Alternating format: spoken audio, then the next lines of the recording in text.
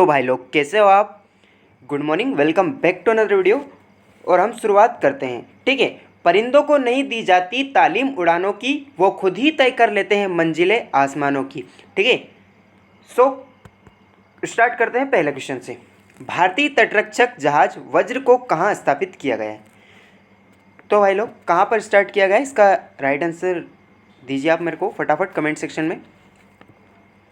Option आपके सामने screen पर रहे हैं। जो वज्र है उसको कहाँ पर स्थापित किया गया है? तो इसका जो राइट आंसर है आपके सामने स्क्रीन पर दिया है ऑप्शन बी, जो कत्तुपल्ली तमिलनाडु है। ठीक है, यहाँ पर जो है कि वज्र तटरक्षक जहाज है इसको स्थापित किया गया है। अब इसके बारे में जान लेते हैं। तो जो वज्र जो भारतीय तटरक्षक जहाज है इसको CDS हमारे विपिन रावत जी हैं, उन्होंने चेन्नई के जो तमिलनाडु में कुतुपल्ली नामक स्थान पर इसको जो है कि स्थापित किया गया है। ठीक है, यहाँ से इसको स्टार्ट किया गया है। और जो लार्सन एंड टुब्रो कंपनी है, ठीक है, इसने जो शिप बिल्डिंग लिमिटेड ने इसको बनाया है। और जो ऑफशोर पेट्रोल जहाज की श्रृंखला है उसमें जहाज वज्र जो आधुनिक नौवहन और संचालन प्रणाली से लैस है, मतलब कि इसमें आपको सभी तरह की सुविधाएं मिल जाएगी। अब ये वज्र है तो ये चेन्नई के जो कट्टुपल्ली में Messrs Larsen and Toubro limited के द्वारा डिज़ाइन किया गया 98 मीटर चौड़ा जो कि जहाज है, लंबा चौड़ा, जैसे कि आप देख सकते हो स्क्रीन पर। ठीक है, अब ये तो बात हो गई। हम बात कर लेते हैं भारत के प्रमुख बंदरगाहों के बारे में, जैसे कि अरब सागर से लगने वाले बंदरगाह।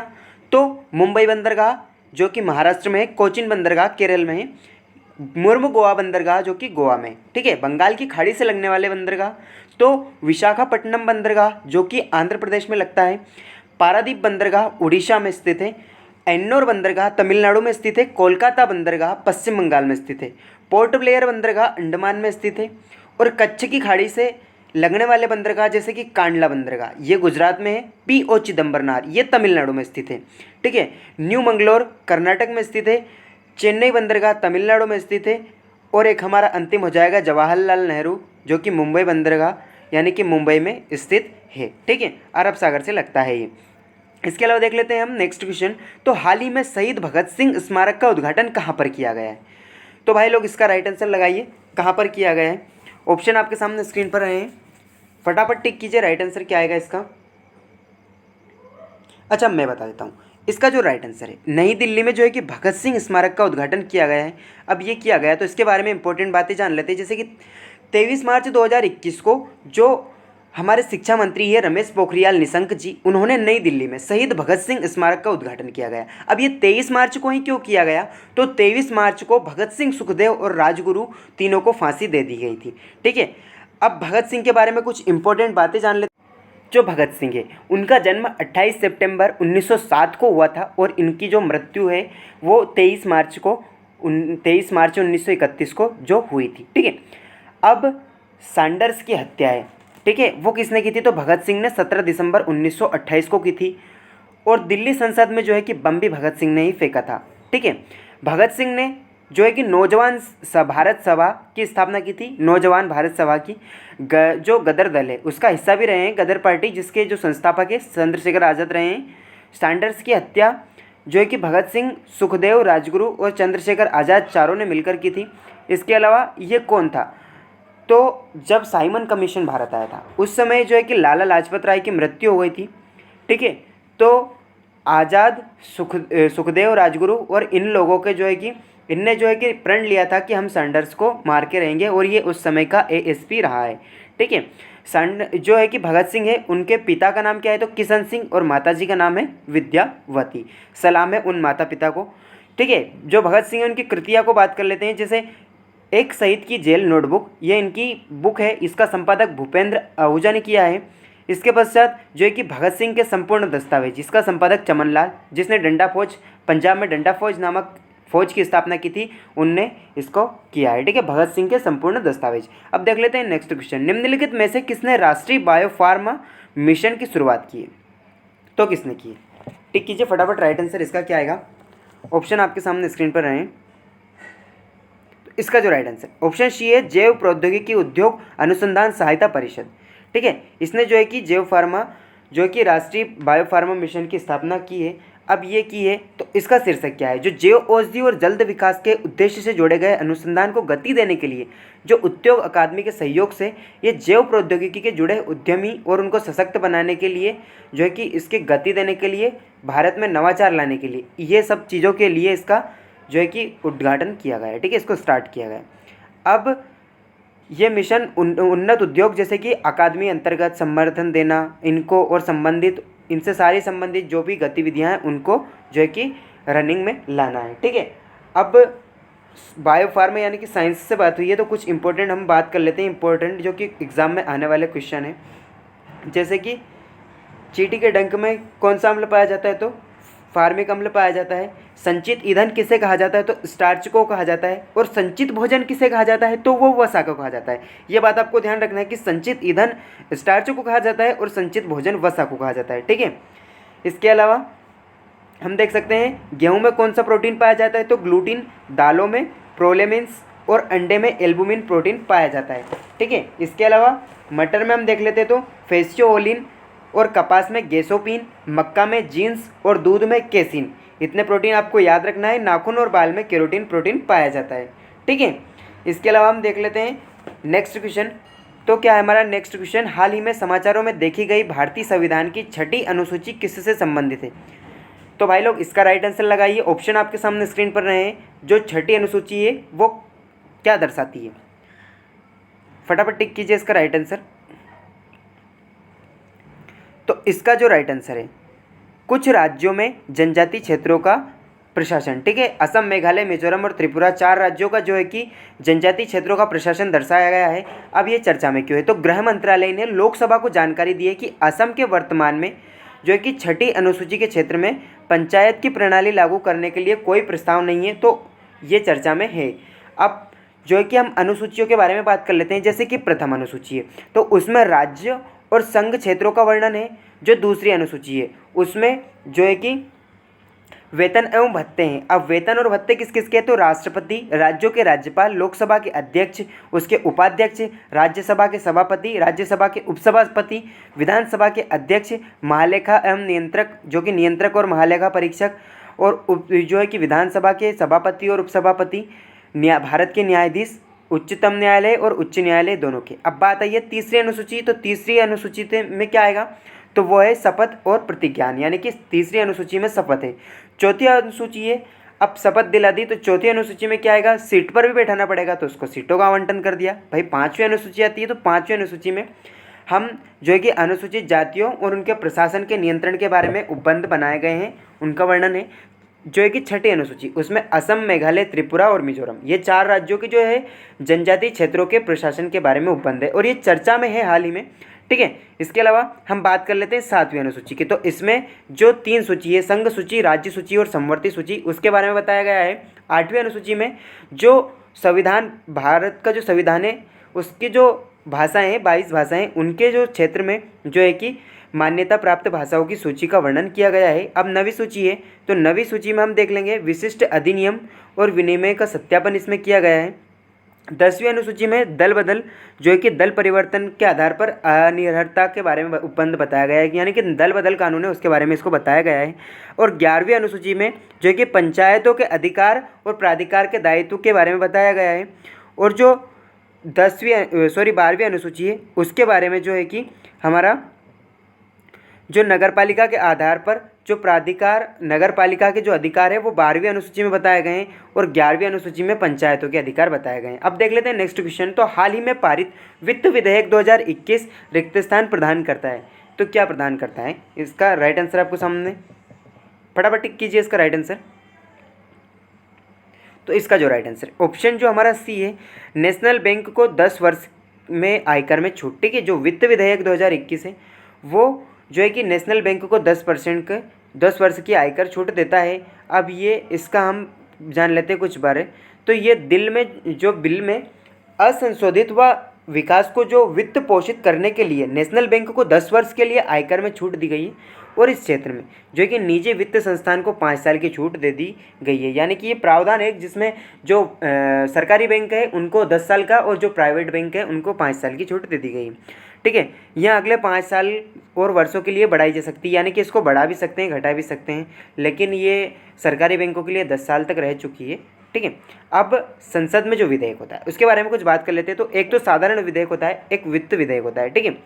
तो संविधान संशोधक एक होता है संविधान संशोधन विधेयक। तो संविधान संशोधन विधेयक कौन से अनुच्छेद में आता है? हमारा आर्टिकल 368 में आता है, ठीक है। यानी कि अनुच्छेद 368 में संविधान संशोधन विधेयक आता है। अब जो वित्त विधेयक होता है वो 3 प्रकार का होता है, एक धन विधेयक, एक वित्त विधेयक और वित्त विधेयक 2, ठीक है। तो धन विधेयक है आर्टिकल 10 में आता है, और वित्त विधेयक जो आर्टिकल 117(1) में आता है, और जो वित्त विधेयक है आर्टिकल 117(2) में आता है, ठीक है। इतनी जानकारी इंपॉर्टेंट है। इसके बारे में हम नेक्स्ट क्वेश्चन बात कर लेते हैं। जैसे हाल ही में समाचारों में देखे गए पकालदुल बांध का निर्माण कहाँ किया जा रहा है? तो भाई जी इसका राइट आंसर क्या आएगा? पकालदुल बांध का निर्माण कहाँ पर किया जा रहा है? तो टिक कीजिए फटाफट राइट आंसर, आपके सामने ऑप्शन दिए हुए हैं। अच्छा मैं बता देता हूँ, इसका राइट आंसर है ऑप्शन डी। पकालदुल जो परियोजना है वो जम्मू कश्मीर की परियोजना है, और ये चर्चा में क्यों है तो हम जान लेते हैं। जैसे कि वार्षिक स्थायी सिंधु आयोग के बैठक से पहले पाकिस्तान में पकालदुल और जो लोअर कलानाई जो कि जल विद्युत संयंत्र है उनके डिजाइन की आपत्ति जताई है, और भारत में इस प्रकार अपना रुख उचित ठहराया है, ठीक है। जैसे कि आप देख सकते हो पकालदुल परियोजना, ये पकालदुल बांध परियोजना। अब हम बात कर लेते हैं, जम्मू कश्मीर में स्थित है तो जम्मू कश्मीर से इम्पोर्टेंट कुछ बातें। तो जम्मू कश्मीर जो हमारा है वो उसकी सीमा किससे लगती है? तो पाकिस्तान और चीन से लगती है, ठीक है। इसके अलावा हम बात कर लेते हैं जम्मू कश्मीर में जो है कि दर्रे, तो जोजिला दर्रा, काराकोरम दर्रा, पीर पंजाल दर्रा, बुर्जिल दर्रा, बनिहाल दर्रा जम्मू कश्मीर में आपको मिल जाएंगे। यहाँ पर आपको उरी बांध जो कि झेलम नदी के किनारे, तुलवुल बांध परियोजना झेलम नदी के किनारे, किशनगंगा बांध परियोजना, बगलिहार, दुलहस्ती और सतलज या सलाल परियोजना आपको यहाँ पर मिल जाएगी, ठीक है। अब यहाँ पर प्रमुख नदियाँ कौन कौन सी है? तो झेलम नदी, चेनाब नदी, रावी नदी, सिंधु नदी, ठीक है। इसके अलावा यहाँ पर जो है कि प्रमुख उत्पादन किसका होता है? तो केसर का, और इसको जीआई टैग भी मिला है। यहाँ पर प्रमुख हम पर्यटन देख लेते हैं। जैसे बाबा अमरनाथ मंदिर, ये कहाँ पर है? जम्मू कश्मीर के श्रीनगर में। शालीमार बाग, निशांत बाग, ये आपको जम्मू कश्मीर में मिल जाएंगे। इसके अलावा देख लेते हैं जो कि राष्ट्रीय उद्यान कौन कौन से हैं। तो इम्पोर्टेंट राष्ट्रीय उद्यान है हमारे दाच्चीग्राम जो कि जम्मू कश्मीर में, किश्तवाड़ राष्ट्रीय उद्यान यहाँ पर सबसे इम्पोर्टेंट है, हेमिस हाई जो कि सबसे बड़ा, भारत का सबसे बड़ा राष्ट्रीय उद्यान है हेमिस हाई, ठीक है। इसके अलावा हम बात कर लेते हैं नेक्स्ट क्वेश्चन की। तो मार्च 2021 में भारत निर्वाचन आयोग ने कोयम्बटूर के नए जिला कलेक्टर के रूप में किसे नियुक्त किया गया है? तो किसको नियुक्त किया है भाई साहब? इसका राइट आंसर आपको लगाना है, फटाफट राइट आंसर लगाइए। इसका क्या आएगा? आपके सामने स्क्रीन पर दिए हैं ऑप्शन, फटाफट टिक कीजिए। इसका राइट आंसर क्या आएगा? भारत निर्वाचन आयोग के कोयम्बटूर के जो कलेक्टर हैं उनको हाल ही में नियुक्त किया गया है। तो किसको किया है? तो हमारे जो एस नागराजन है, ऑप्शन जो ए है एस नागराजन, इनको जो है कि भारत निर्वाचन आयोग ने कोयम्बटूर के नए जिला कलेक्टर के रूप में जो है कि निर्वाचित किया है। अब हम कुछ इंपॉर्टेंट नियुक्तियां बात कर लेते हैं सेना के बारे में। जैसे पहले सीडीएस कौन है? विपिन रावत है। नए सेना उपसेना प्रमुख कौन है? चंडी प्रसाद मोहंती है। बीआरओ के महानिदेशक कौन है? तो राजीव चौधरी है। एसएसबी के महानिदेशक कुमार राजेंद्र चंद्र है। सीआरपीएफ के महानिदेशक कुलदीप सिंह है। सीआईएसएफ के महानिदेशक सुबोध कुमार है। आरपीएफएस के महानिदेशक अनूप कुमार है। इसके अलावा एनएसजी के महानिदेशक एमए गणपति जो कि हाल ही में नवनिर्वाचित है, ठीक है। इसके अलावा देख लेते हैं नेक्स्ट क्वेश्चन। तो मार्च 2021 में वाइस एडमिरल एसआर शर्मा द्वारा नौसेना घाट पर एक्सटेंशन ऑफ जेट्टी की प्रमुख नौसेना परियोजना का उद्घाटन किया गया है। अब ये जेट्टी है, इसकी लंबाई कितनी है? तो इसकी लंबाई आपको टिक करना है फटाफट राइट आंसर।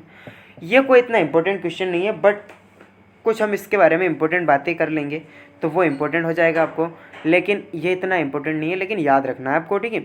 तो ये जेट्टी है, इसकी लंबाई कितनी है? तो इसका जो राइट आंसर है ऑप्शन 230 मीटर जो कि इसकी लंबाई है। अब ये क्या है? तो जो है कि परिणाम और तकनीकी जटिलता संदर्भ में 230 मीटर की लंबी जेट्टी जो कि अंडमान निकोबार की कमांड पर ये बुनियादी ढांचा परियोजनाओं में से एक है, ठीक है। ये परियोजना 3 वर्ष में पूरी हो जाएगी। अब हम बात कर लेते हैं नौसेना के बारे में। तो नौसेना की जो हमारी कमांड है, जो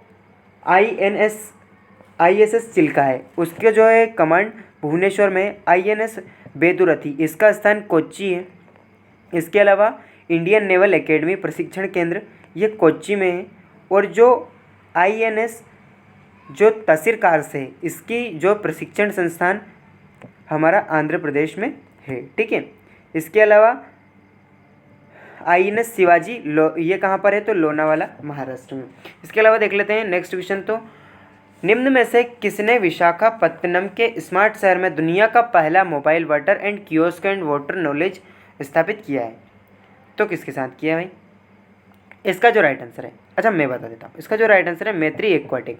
ठीक है, मैत्री एक्वाटेक ने जो है कि विशाखापत्तनम के शहर में दुनिया का पहला mobile water and kiosk centre स्थापित किया है। ठीक है, अब ये पहल ग्रेटर विशाखापत्तनम और जो है कि नगर निगम और जो परियोजनाएं स्वयं sustainable enterprises for water and health द्वारा समर्थित है। कियोस्क का हवा से बना स्वच्छ और खनिज समृद्ध पीने योग्य पानी प्रदान करेगा। अब नेक्स्ट क्वेश्चन देख लेते हैं। मार्च 2021 में संजय धोत्रे ने महात्मा गांधी की किस राज्य की पहली यात्रा के 100 वर्षों पर एक स्मारक डाक टिकट जारी किया है? तो क्या आएगा इसका राइट आंसर? आपके सामने स्क्रीन पर ऑप्शन रहे हैं, झारखंड, पश्चिम बंगाल, उड़ीसा या फिर छत्तीसगढ़। इसका क्या आएगा राइट आंसर?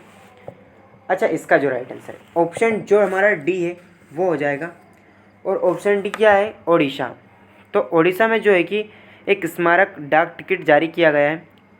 अब ये जारी किया गया है तो महात्मा गांधी ने जो है कि 23 मार्च 1921 को ओडिशा का दौरा किया था।